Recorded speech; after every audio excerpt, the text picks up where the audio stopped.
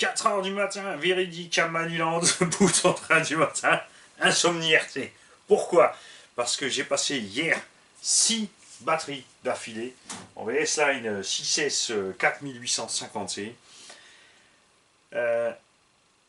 Coupure d'origine super bien réglée. Toutes mes batteries sont entre 3,58 et 3,62 par cellule sur les 36 cellules. Bon, ok, les batteries sont bonnes aussi, c'est clair. Ne vous y méprenez pas. Alors, vous aurez cette vidéo, vous n'aurez peut-être pas encore les essais, ou pas tous. Je m'en suis bien servi. Il est propre parce que ceci est un garage RC. Souvenez-vous que mon rayon, c'est l'entretien des RC. Et que c'est tout à fait normal que je vous présente des modèles propres. Surtout que là, on a essayé Cool dans la prairie. Deux packs, ensuite on est allé dans une autre prairie. Pour changer un peu de revêtement par rapport à la glisse et à l'accroche, tout ça. Enfin, la glisse et l'accroche, c'est la même chose. Et piste de cross dans la Gado. Ouais, sans exagérer. Ensuite, quelques passages de vitesse sur le goudron. Ça s'est pas tout bien passé. Ma faute. Sauf une fois. J'ai eu une perte radio à 20 mètres, alors que dans tous les autres cas, on était on était facile à une centaine de mètres ou même 200 mètres avec la voiture sans problème. Et à un endroit, tac, coupure radio, il est parti en roue libre, heureusement en roue libre. Puisque moi j'aurais eu le réflexe de freiner à fond une fois récupéré la radio et ça aurait fait plus de dégâts. Mais ça, vous verrez en vidéo, vous l'avez déjà vu. Si je me suis pris le temps, à chaque fois que je vous parle d'un de ces trucs, ça sera intégré dans la vidéo. Mais ça, c'est pas gagné. Le bestiau, il va vite. Là, peut-être que tu as eu 2-3 passages de vitesse. Il est très stable malgré son SR avec des pneus crampons. On est passé sur une route mouillée et on n'a pas eu de problème à me maintenir en ligne tant qu'on était évidemment sur les gaz. Là, peut-être aussi, tu as eu pas ça, je ne sais pas.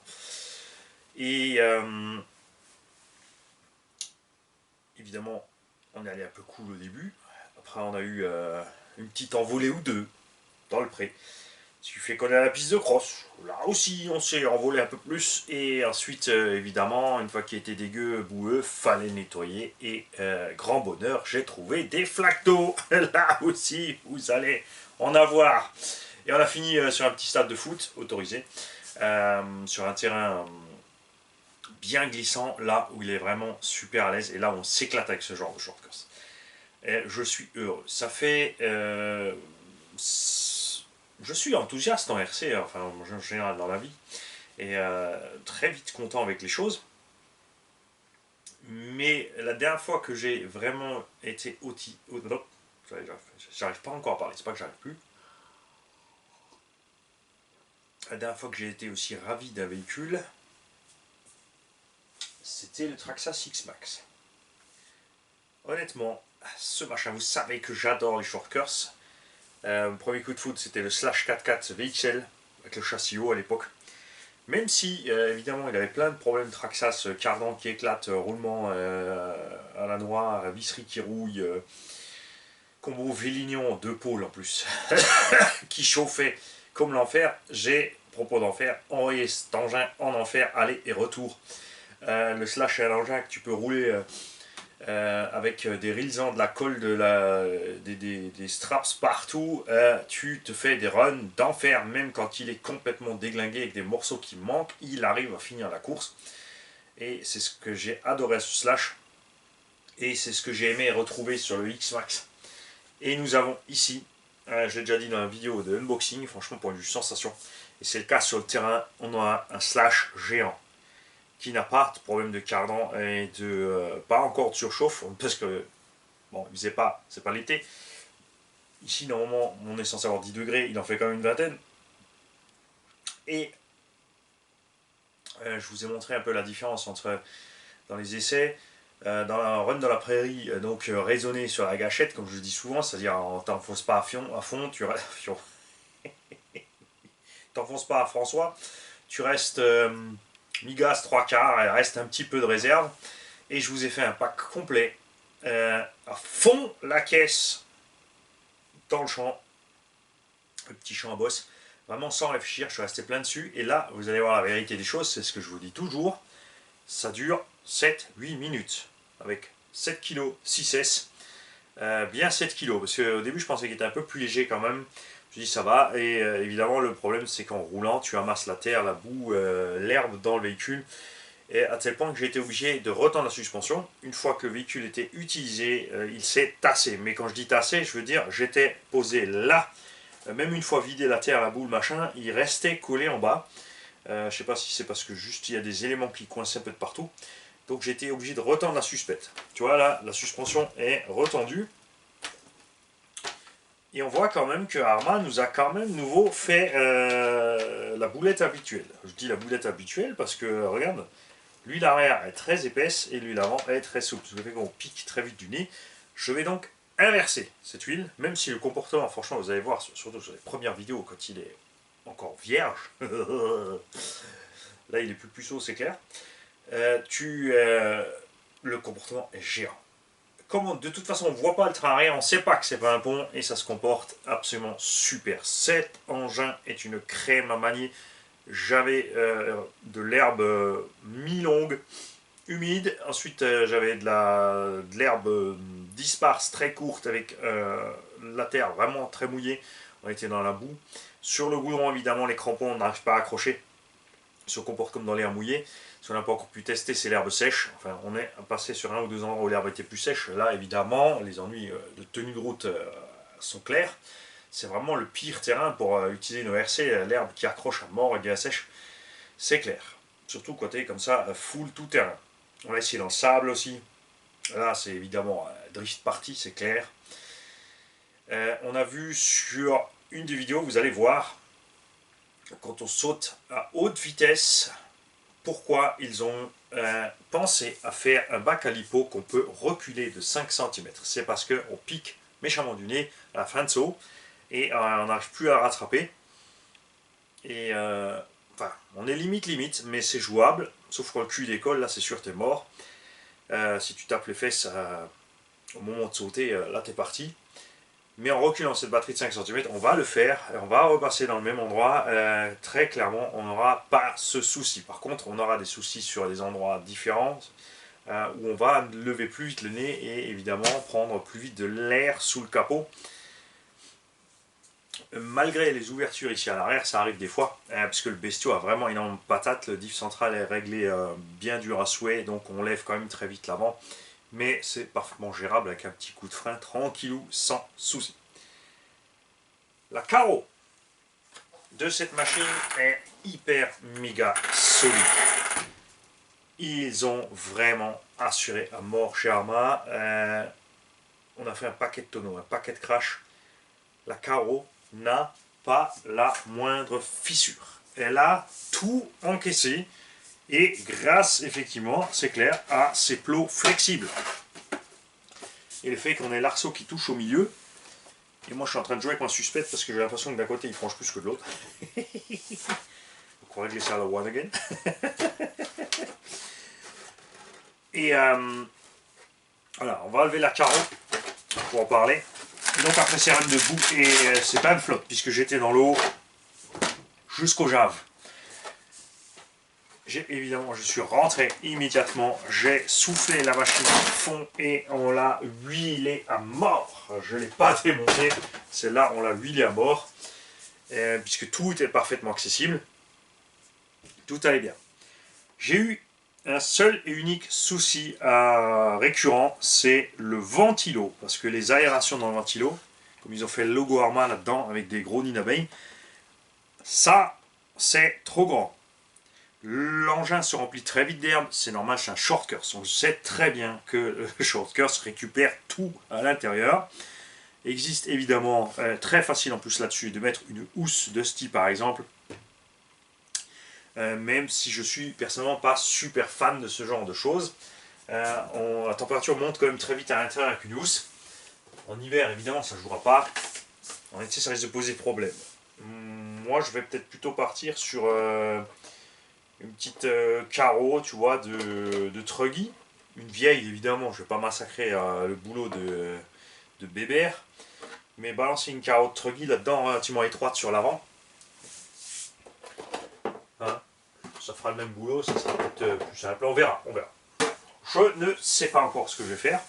Évidemment, tu peux mettre juste une carreau de buggy, parce qu'il suffit de protéger l'avant, tu n'es pas obligé de protéger tout l'arrière. Hein. Une carreau de buggy, ça sera peut-être plus simple d'ailleurs. Fais voir par là, toi. Hop. On est beaucoup plus serré sur l'avant en plus, regarde. Hein, tu découpes le nez de la carreau et tu peux descendre par-dessus la direction avec un avant, un morceau juste de carreau.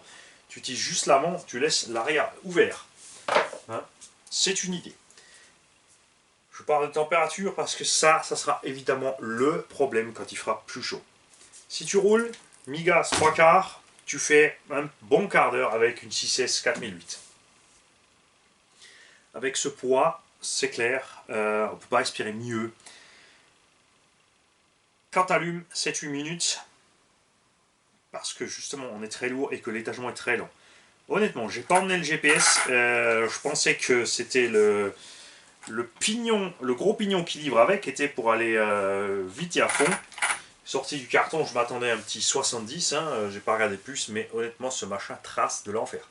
Ils ont effectivement fait la même chose que Traxxas, ils ont aligné la vitesse du UDR, qui est quand même sorti du carton relativement balèze, malgré son poids, et là on a la même chose. On a donc le même souci, on chauffe le moteur, on chauffe la lipo, et on chauffe le vario. Ouais, mais oui, je pinaille, c'est comme ça, c'est ma caisse. Serait bienvenu, je pense, 2 petites dents moins sur pignon. Là, on a 16, c'est pas la peine de descendre à 12. Dans le unboxing, j'ai parlé du pignon 12 à cause du poids. Mais niveau pneumatique, on a quand même moins de grip que sur le Kraton, clairement. Et je pense que le 14 ferait l'affaire. Le 14 va faire l'affaire. Peut-être un petit ventile encore dessus en été, ça devrait le faire si vous voulez garder l'électro 6. Le cerveau a fait son boulot à merveille. On a pris des chocs. On va se rapprocher, je vais vous montrer. Le sauve-cerveau a super bien fait son boulot, il n'a aucun souci. Il n'est pas le plus rapide, mais à aucun moment on a eu un souci de... c'est sûr, après 6 packs, hein, et je l'ai cherché, hein, gauche, droite, gauche, droite, gauche, droite, on l'a fait chauffer, il a tenu bon. Bon voilà, donc ceux qui veulent l'engin et pas se compliquer la vie, vous le prenez d'origine comme il est, et vous enquiquinez pas. Vous pouvez rouler 4S, par contre 4S, c'est sûr que le moteur va monter moins dans les tours, donc théoriquement grosso moins. Par contre, avec le poids du véhicule, ça va tirer fort sur la lipo quand même, et l'autonomie sera vraiment restreinte. Évidemment, vous pouvez mettre une 4S 8000, de nos jours ça se fait, c'est pas le souci. Mais voilà, je pense que vraiment 6S c'est mieux. Et ouais, je me dis que je peux le laisser comme ça. De l'autre côté, je suis quand même démangé d'essayer un petit combo 8S là-dedans. Mais si la fripouille prend la version rouge, on pourra peut-être laisser tous les deux en 6. Comment ça, je le tente. On a pris des cartons mortels. On a fait vraiment des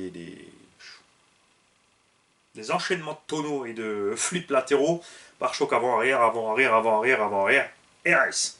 Le pare-choc arrière, surtout, en particularité, n'a pas bronché malgré ce qu'il a pris sur le cul. Comme dit, il est plus solide que l'avant. Sur ce type d'engin, on voit ça plutôt de l'inverse. Mais même l'avant a tout mangé sans problème. C'est là que je vais m'approcher pour vous montrer. On va checker quelque chose ensemble. Le cardan arrière s'est voilé un tout petit peu, il a une petite trace. À un moment, il est allé frotter le renfort de châssis qui pourtant est à 1 cm. L'avant, par contre, n'a pas branché. C'est là que je suis étonné. Niveau des roues, c'est pareil, pas de souci. Voilà. Alors, l'intérieur, évidemment, nickel. Il n'y a rien qui t'arrive. Tu prends quelques débris, mais ça l'use pas spécialement. Au niveau de la projection des débris aussi, on n'a pas reçu sur cet engin les bavettes à l'arrière, mais les trous dans les triangles sont prévus. Et est-ce que c'est vraiment utile? Pas vraiment. Parce que les roues sont loin des roues arrière. Tout ce qui est projeté tape d'abord ici, s'accumule là à l'intérieur de l'arceau. Donc on a un dispatch, enfin un éclatement des projections. Et du fait que le carter s'arrête loin ici, on a pas grand chose. On n'a pas vraiment d'agglutinement en fait sur le triangle et le cardan et la suspension. Mais c'est sûr qu'après, si tu mets ton petit pare-boue à l'arrière, ça aidera quand même mieux à protéger l'amorto des projections et d'accumuler trop là avec le temps. Pour notre grand plaisir, on n'a pas de vilaines chaussettes sur ces amortisseurs. Moi, j'aime pas ça. De toute façon, pour user un amorto, faut y aller quand même, hein, même avec les projections. En dessous, j'ai roulé dans la terre et la caillasse quand même. Hein. J'ai roulé là où on roule avec les X-Max. J'ai fait quelques passages à fond, ce qui a valu d'ailleurs la première gamelle. On a accroché l'avant et le machin, il est parti je sais pas combien de fois sur des tonneaux et des toupies en avant. Et latéral et je sais pas quoi. Après ça, évidemment, c'était fait. Il était baptisé, donc on a commencé à attaquer un peu plus fort. On a quelques bons impacts dans le plastique du skid plate devant. On a carrément des copeaux. Et ça, c'est parce que Mani a loupé un virage.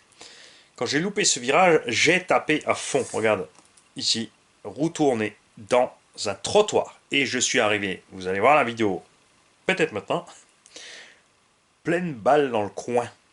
Tout ce qui s'est passé, c'est que j'ai fissuré la partie avant du triangle. Tout le reste est intact.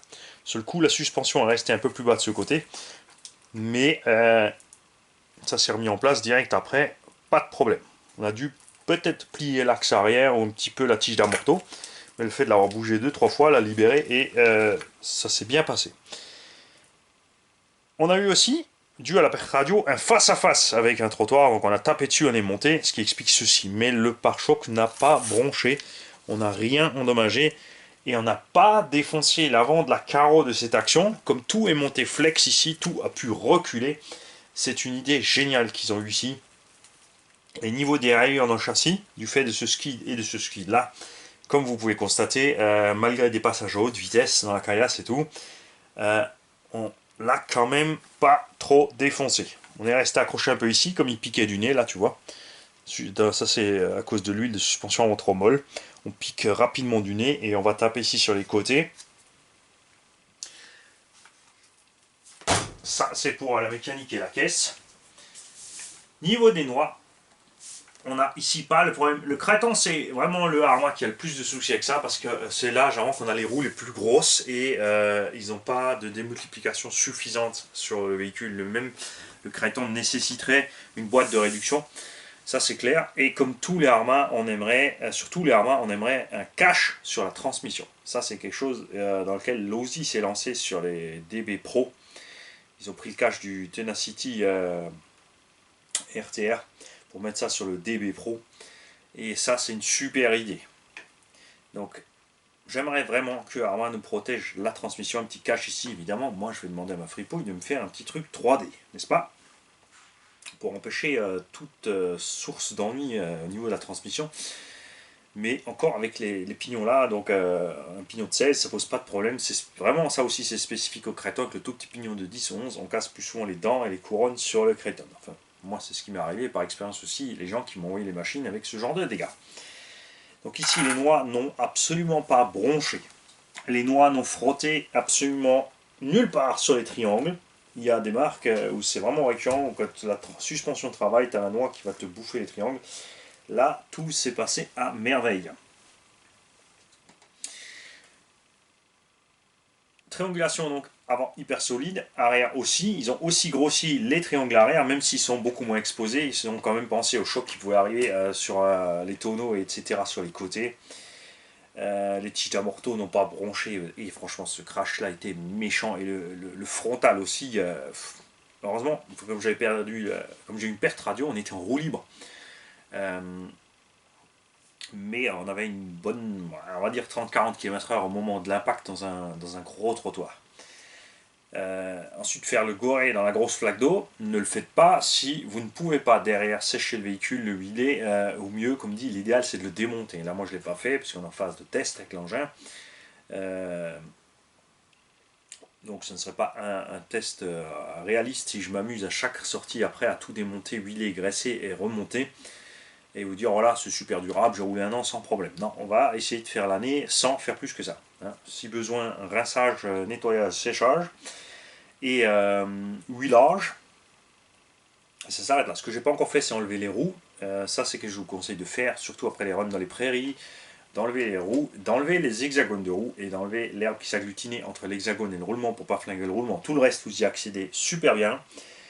C'est un peu dommage que sur les fusées arrière, on n'a pas de petite protection. C'est la petite clampe sur la fusée devant qui te protège le roulement des projections.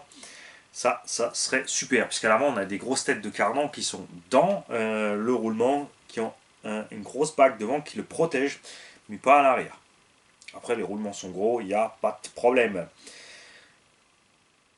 Au niveau de l'endurance des diffs, comme on a des roues relativement étroites et pas trop lourdes, ça devrait aussi le faire sans souci. Évidemment, les diffs Arma s'usent un peu plus vite que les diffs genre Timasso, Hongnor, etc.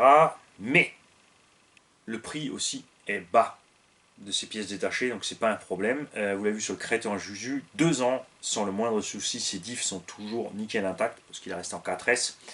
Là évidemment 6S on va tirer un peu plus dessus, mais on fera très certainement l'année sans le moindre problème, ni même changer d'huile. Niveau des huiles de diff, d'ailleurs maintenant qu'on a roulé 6 packs, on sent plus les dents. Sur le monoxyde, normalement le clac clac clac clac des dents, là c'est passé. On est évidemment plus détendu à l'avant, très détendu à l'arrière. Et le central est resté ferme. Là-dedans, ils ont vraiment mis de la bonne huile bien épaisse. Peut-être que je durcirai à l'occasion sur le diff avant, mais seulement peut-être. Parce que le comportement est sain. Évidemment, ça ballonne. Il y a des trous dans les pneus. Et justement, à propos des pneus, on est passé dans l'eau et tout ce que tu veux. Le fait qu'au départ déjà la mousse est bizarre n'a rien changé, elle est restée bizarre. Elle a encaissé la flotte. L'eau est rentrée et sortie, tu vois, ça. On a encore un petit bruit d'eau dans les pneus. Ah celui-là voilà, regarde. Il y a même encore de l'eau qui sort. Nickel. Ça ballonne, pas trop méchamment parce que la carcasse est dure. Et pour l'instant évidemment comme les pneus ne sont absolument pas endommagés, ils ont pris ça sans broncher. Et forcément, dans la flaque d'eau, croyez-moi que j'y suis resté à fond. Et que des fois, je m'enlisais quand même. Et voilà. Donc, surpris par ces pneus. Je voyais ça moins bien, nettement moins bien avec ces pneus Arma d'origine sur cet engin. Mais c'était génial. Après, on avait aussi peut-être que le terrain était idéal, puisqu'on avait nulle part vraiment trop d'accroche, un terrain trop dur. L'endurance aussi est pas mal, puisqu'on a fait on peut dire qu'on a passé l'équivalent d'une batterie sur le goudron, ou une demi-batterie, et on n'a pas bouffé plus que ça les crampons.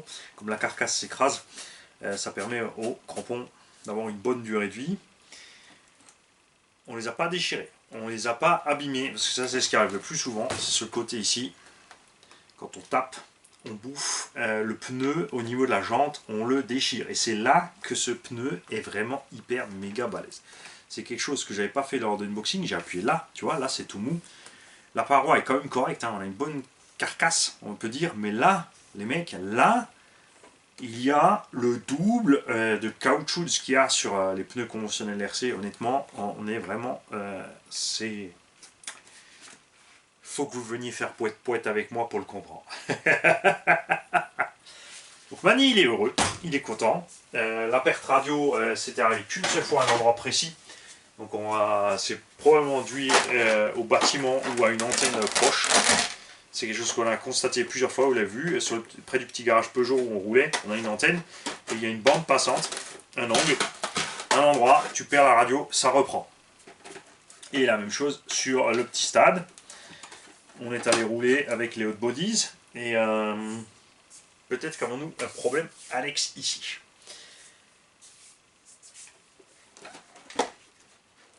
Évidemment la carreau a morflé sur les frottements etc, surtout à l'avant. On a une petite bosse ici mais comme je l'ai dit pas la moindre cassure. Les petites barres de toit ont fait le travail. Et au sujet des renversements, si tu roules normalement, ça aussi vous le verrez dans la vidéo, il faut le provoquer pour se casser la figure extangeur. Et ouais, dans l'herbe, avec un petit peu d'humidité là, c'était super, vraiment très joueur, très simple à garder au sol, très simple à rattraper. Et il y a vraiment dans certains cas extrêmes où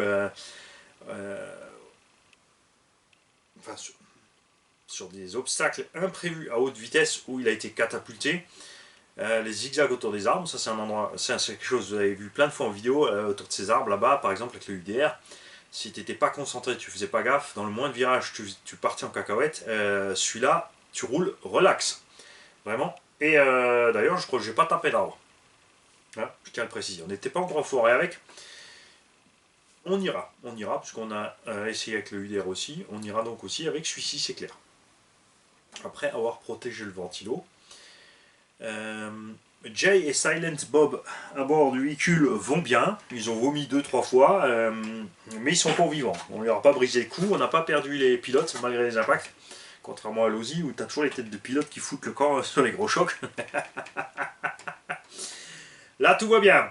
Que du positif. C'est clair. Le problème du Vario, c'est pas très grave. On mettra un petit filet dessus, on mettra une protection à l'intérieur. Détail. L'étagement de transmission, si je reste en 6S, je vais descendre de dedans. La VMAX, c'est sympa, mais elle ne sert pas à grand chose. Avec dedans moins, on ne perdra pas tellement que ça non plus. Même si on perd 10 km/h, ça suffira large. À la une, c'est pas le problème.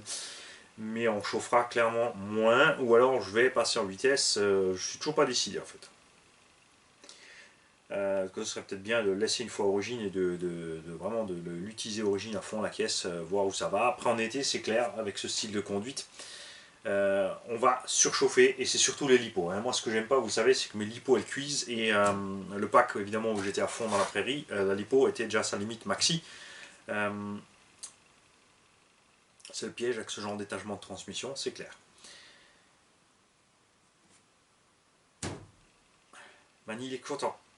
Et contrairement à ce que beaucoup croient, et je ne sais pas pourquoi ils croient ça, Mani n'aime pas que Traxxas. Mani, il aime toutes les marques. Même Mobitech, je les aime parce qu'ils font de la RC et que ça commence à se bouger. Ça commence à se bouger, c'est une marque encore jeune, faut leur laisser une chance quand même. Et j'attends le Spirit ou le NXT RR. Alors attention, on verra le prix. Hein. Ils vont nous faire un NXT full option machin. RR, je ne sais pas à quel prix il va sortir. Et je ne sais pas si, bon c'est sûr il y aura toutes les options, tourelle carbone, machin, si ils vont mettre juste la transmission renforcée qu'ils ont déjà, ou s'ils vont vraiment encore une fois améliorer cette transmission et durcir cette histoire. Puisque je ne dénigre pas les marques. T2M n'étant pas une marque, c'est un importateur, c'est pas un fabricant. Pas confondre critique et dénigration, c'est pas pareil. C'est clairement écrit dans le Larousse et si t'as pas le Larousse, même Wikipédia te dira la même chose. Salut les mecs.